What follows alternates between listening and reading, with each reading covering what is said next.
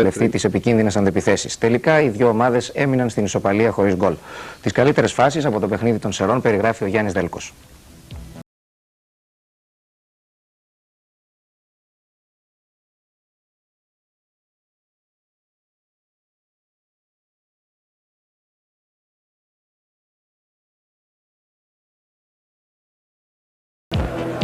Πάντα ο Σάκης Αναστασιάδης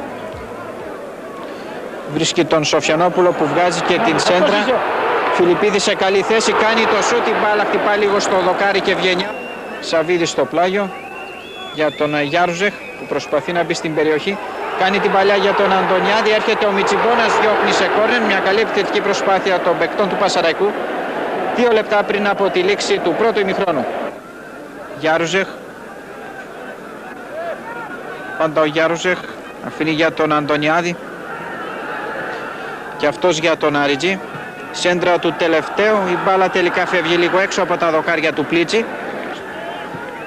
Μπαλιά του Φιλιππίδη. Προσπαθεί να διώξει ο Παραφέστας, διαμαρτύρονται στη φάση αυτή οι παίχτες του Πασεραϊκού. Ήταν το 4ο λεπτό του δευτέρου ημιχρόνου. Μπαλιά για τον Γιάρουζεχ, απομακρύνει ο Μιτσιμπόνας σε εκεί όπου βρίσκεται ο Βαλαώρας. Ατομική προσπάθεια του Γιάννη Βαλαώρα που μπαίνει μέσα στην περιοχή με αντίπαλο τον Αϊβαζίδη. Πάντα ο Βαλαώρας, πέφτει απάνω του Αριτζής δυνατά. Φάουλ για την Λάρισα, το σούτ του Μιτσιμπόνα, η μπάλα χτυπάει στο δοκάρι και φεύγει out. Μια μεγάλη ευκαιρία για την ομάδα της Λάρισας. Αναστασιάδης στην ατομική προσπάθεια, βγάζει και την σέντρα, αποκρούει ο Πλίτσης, μεγάλη ευκαιρία για την ομάδα του Πανσεραϊκού.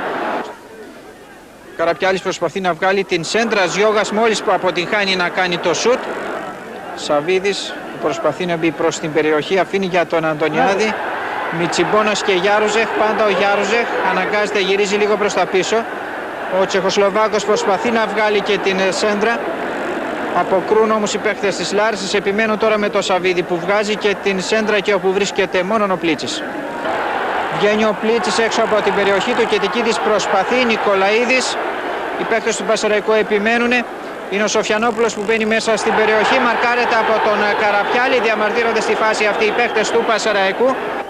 Σαβίδης που βγαίνει μπροστά, κάνει και τη σέντρα μέσα στην περιοχή. Κετικίδης στην κεφαλαία, αποκρούει ο Κυριλίδης, Νικολαίδης επιμένει, κάνει και τη σέντρα, η μπάλα φεύγει out, ενώ κάτι φαίνεται να ζητούν και πάλι οι παίκτες του Πασαραϊκού.